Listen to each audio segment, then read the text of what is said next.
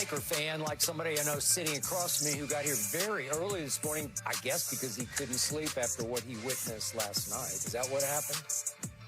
No comment, Skip. No comment from Keyshawn Johnson. But it is time to skip the BS, LeBron. Time for Undisputed. Time to break down and tear apart what I thought was a bizarre game that took place last night here in L.A. at the Crypt. Lakers came flying out of the gates. Looked like they're going to blow out the Kings. Lakers 2.5-point favorites at home jumped up 32-18 with 2:41 left in the first quarter. And at home, the Lakers proceeded to give up a 54-20 run. 54-20. Trailed by 15 at halftime. Trailed by 22 in the third quarter before coasting to a 10-point win. The Kings did. Keyshawn, you being a lifelong Laker fan that you are, please explain what you think happened. Let's start at the top. Let's start and say what it is.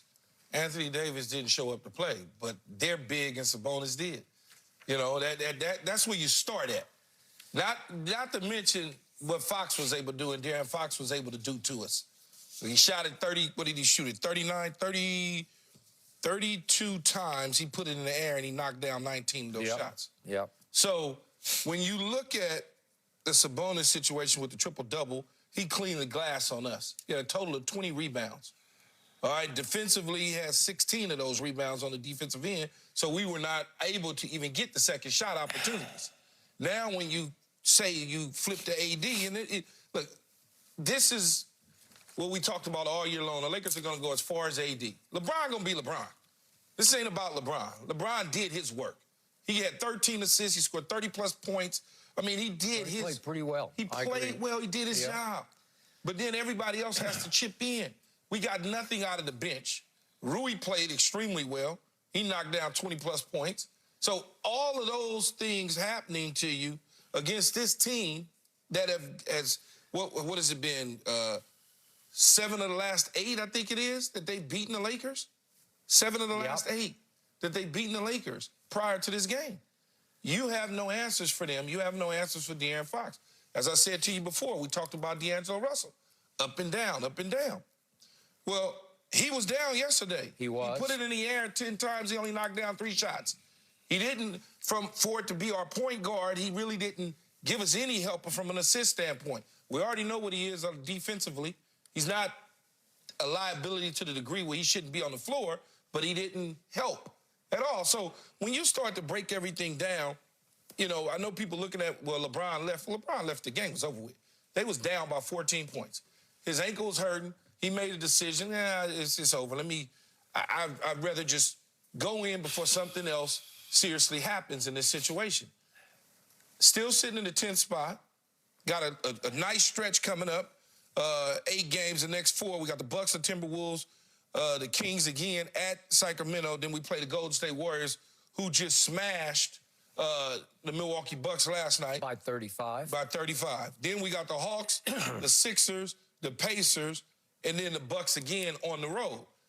So if we could be above 500 in them games, then we're going to be okay. Anything less than above 500 in them games, I think it's going to be real tough. You've now fallen to the 10th spot. The 10th spot.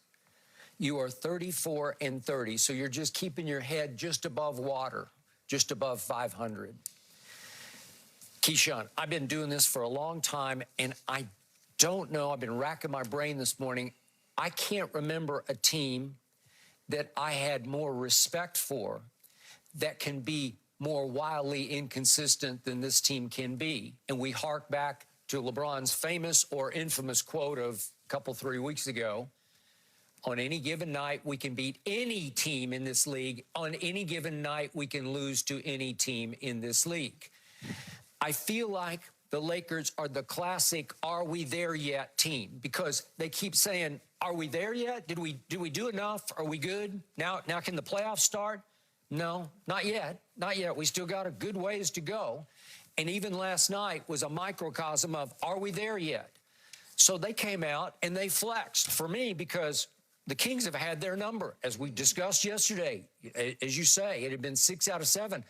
They had beaten them 3 straight here in L.A. Now it's 4 straight.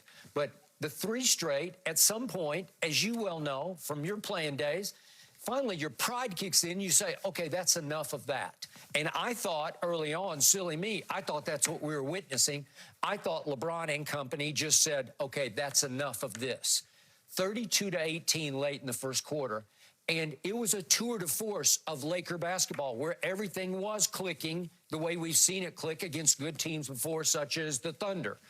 Now we got some rock, paper, scissors going on in the West because the Lakers can just dominate the Thunder. They're pretty good against Minnesota, who lost Karl Anthony Towns for the rest of the year, so maybe they'll start to struggle a little bit. But the point is, Denver still owns the Lakers in close games, but Sacramento owns the Lakers in blowout. They just wiped the Lakers off the floor. The Sacramento Kings are treating the Lakers like they're the Wizards or the Pistons. Seriously. They just come out and say, this is ridiculous. We got this. And to your point, AD was, he came out with some energy, some fire, but this team is the classic fire and fall back, fire and fall back. So at 32-18, they're all having a good time. They're yucking it up. They're having little yucks on the bench. And then all of a sudden, Sacramento says, really? Well, watch this. And I want to make one quick point. I said yesterday, sitting right here, Austin Reeves has been at least playing his tail off on the defensive end. Is he great on it? No, he's not great, but he will give you all he's got. He did actually a quietly sensational job on De'Aaron Fox. You can laugh if you want, but go look what happened. The first 9 minutes of the game, De'Aaron Fox did not score a single point because Austin Reeves took him, as I suggested he should try to do, and shut him down until Austin got sub-4 at the 3-minute mark of the first quarter. So with 3 minutes left, Austin goes out. And in comes Christie and Prince came in. I'm not sure who took De'Aaron at that point. De'Aaron promptly scores, bang, bang, bang, 3 straight buckets. And all of a sudden, the second quarter starts. And to your point, they are off to the freaking races, man.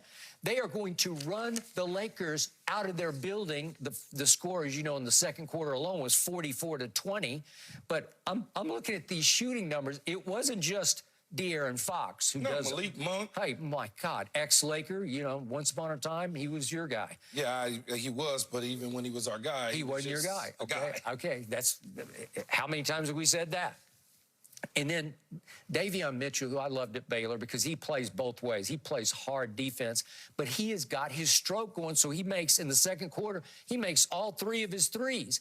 Well, those 3 we just mentioned, those 3 guards, go 14 of 17 from the floor, and they go 6 out of 7 from 3 in a quarter, in 1 quarter. Well, that's a good game, right? That's like, well, if you're going to get hit between the eyes with that kind of onslaught from 3 guards, 3 shooters in the second quarter, you're going to get wiped off your own floor. Because I think you would agree by halftime, you may have just called it a night, but if they're down 15. Did 15, you could erase that fast. You can, but did you really? I just didn't feel it last night. It just feels like they just got smashed in the mouth and they couldn't get back up off the floor. I go to, again, I don't want to be the guy that blame Anthony Davis because that, but I go to that.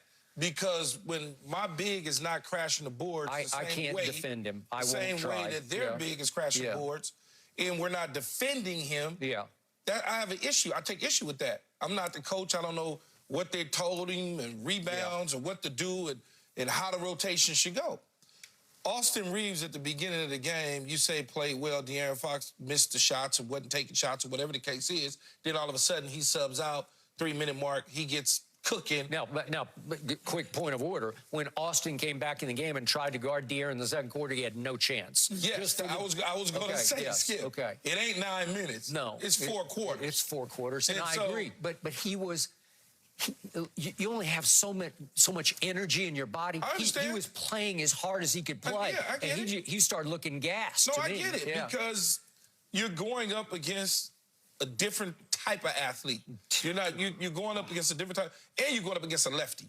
So when you are used to going up against righties, sometimes that could, from a defensive standpoint, you're off a little bit. And that could I be agree. very, because it's not that many lefties. It's almost like having a left-hand quarterback or a left foot punter punting the football. The rotation looks different. Yeah. Right? You're used to closing this way, now all of a sudden you got to close with a totally different hand. So sometimes when you see lefties, they can get the best of you because you just don't see them all the time. There's still no excuse. Rui played well. LeBron played well. Again, we didn't get anything out of D'Lo, Dinwiddie, Christie. It's just like in the past, those guys, when we played OKC, everybody played well. Agreed. But we also went up against a smaller lineup. This lineup is not much bigger, but they're a little bit longer, just a little bit. But in the end, it is what it is. The Lakers got to bounce back against the Bucks tomorrow night. And if they could do that, based on the way the Bucks played, I'm sure they're going to come with their fire blowing out of their nose. They will. You know, I'm sure of that. They will. And hopefully LeBron can play in the game and we don't get off to a 0-2 on this home stretch. Yeah. All right. So I'm going to show you exactly what happened in the second quarter because I'm going to show you, if you can stomach it, if you can relive it, I'm going to show you 18 makes out of 20 shots in the second quarter because for some reason the Lakers played decent defense in the first quarter, and then here comes Malik Monk. And then here we go again, and then here we go again, and so many people standing around. Aaron Fox. There we go. They just standing around. Group, and everybody's standing watching. Let's just watch them. Let's not get back. Let's give up our dunks. Let's give up our threes. Let's give up another dunk. This is a clinic. Sabonis, Davion. I mean, Herter didn't even have much of a game last night, but he usually kills you. Now, De'Aaron is on fire. De'Aaron is on fire. And I think we're getting close to De'Aaron again. Nobody can guard him. And Mike Brown doesn't get enough credit. If Mike Brown doesn't get enough credit as a coach, this to is make just the right adjustments. We're watching the second quarter. We just saw the second quarter. That's true. Mike Brown is a very good basketball coach. Good. He get discredited because he coached with LeBron. And when you coach with LeBron, a lot of the credit gonna go to LeBron, even though he's had mild success without LeBron. I mean, he's a really good basketball coach. And then he goes to Golden State. He takes over for Steve Kerr. He goes, undefeated in that little stretch that he had. So he hadn't gotten the credit that he deserves, but I'm going to give him, as they say, I'm going to give him his flowers because he's done a tremendous job since taking over in Sacramento. Okay. I concur. Now, you brought up LeBron walking off the floor with just under 4 minutes left. They're down 122 to 108. It's over. I don't have any problem with him taking himself out, but I don't love it because he's done this routinely in his career. His damn ankles is hurt. Okay, but wait a second. He walks all the way from the far corner, past the bench, all the way to the locker room. Just go sit down with your team. Don't leave your team. Don't go. Yes, you can. No, you can't. Don't leave them twisting in the wind. Don't do it. Your ankle is throbbing. Okay, he didn't turn it, though. He didn't turn it. I don't know what he turned or what he did. Well, he didn't turn his ankle. He didn't feel good. Okay. It's okay for him. He's not playing. I don't need to sit there while my ankle is throbbing. Don't disassociate yourself from the stench. Don't keep walking. If you're the leader of the team, go sit with the team. Skip. You just should. You know it, and I know it. You know it, and I know it. I've been hurt before. You have to. I've been hurt before in games. You have to. And the game was over with. At least I thought the game was over with. I wound up going into the locker room because I wasn't going to stand on the sideline. But you're hurt. He's hurt too. That's why he took himself This is a chronic ankle that he's plays with. He'll play on Friday night. He said after the game, I'm going to be all right. Yes, but when it is hurting and it is throbbing, it does not feel good. Okay, but again, it doesn't require immediate attention because he's been treating it and treats it every day and every night. The game's over. Okay, yeah, it is. Without him on the floor, it's a wrap. Okay, but it's such a melodramatic walk-off. Like, don't look at me. I got nothing to do with this. I'm gone. You are unbelievable. No, well, you're unbelievable if you can defend that. How can you defend that? You shouldn't. If the game is over, if the game is over, I don't need to sit there until there's zeros on the clock with everybody rushing off the court and me gingerly. Oh, you think they're in a court storm? No, not court storm, but all the players and everybody got to go in the tunnel. I don't need that. The game's over. By the time I get actually to the locker, the game's over with. There's no coming back. I can't help you. What am I going to do? They call a timeout. I'm going to still be sitting on the bench. You want me to stand up?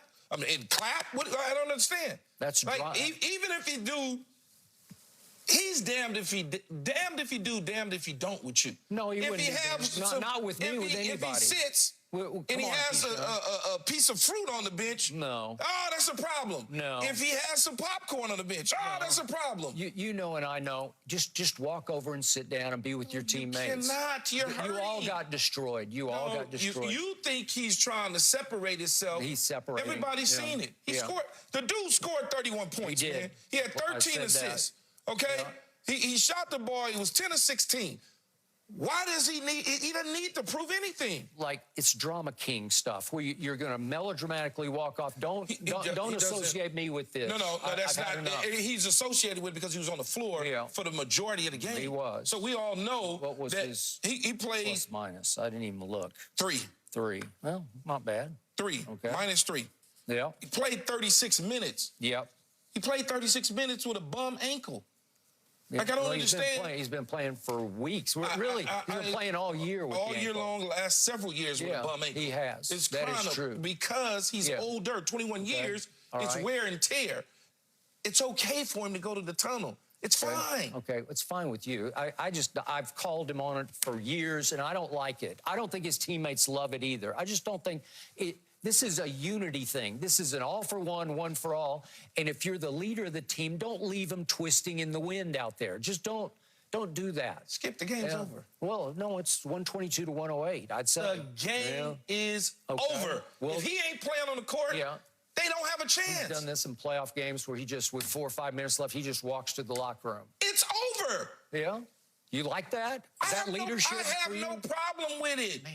I just don't. I have zero problem with it. No, I do not. Yeah.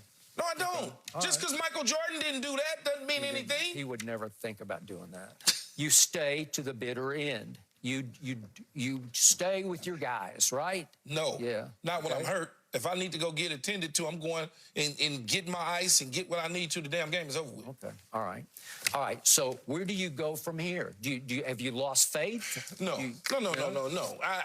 Again, they got this 8-game stretch coming down the pipeline with the Bucks and the Timberwolves and the Kings and the Warriors. Go to Sacramento. That is tough stretch. Rough. You mentioned Karl Anthony Towns being gone for, I guess for the rest of the season. Yes. So you got the Bucks. You saw what they looked like last night with Doc as their coach. I don't know what that was. Timberwolves will probably look different. You go to the Kings, you got the Warriors. Those 4 games, you got 3 of 4 at home. 3 or 4 of those at home. You do. Take care of that. But sometimes I trust this team as much away as I do at home, and I don't understand it. They don't seem to have a strong home court advantage to me. I would say that the home court advantage is slippery. Yeah. It's mixed. It is mixed. But they have an opportunity to make it right because they made it right against OKC. This was a team that they match up well against. They've beaten OKC 3 of the 4 times that they've played them.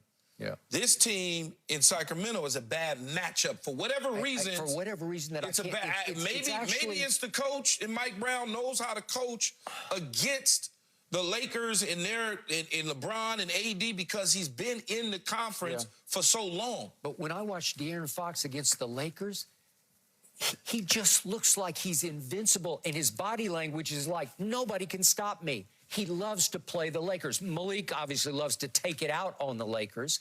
And yet, when I watch those same 2 players against Golden State in the first round of the playoffs last year, they don't look like this. You know what I mean? Against another team. Golden State probably knows how to defend them and do certain things against them. It's almost just the Lakers, like a mindset. The Lakers, from a defensive standpoint at the guard position, we don't have anybody. I know you want Austin Reeves to be our shutdown.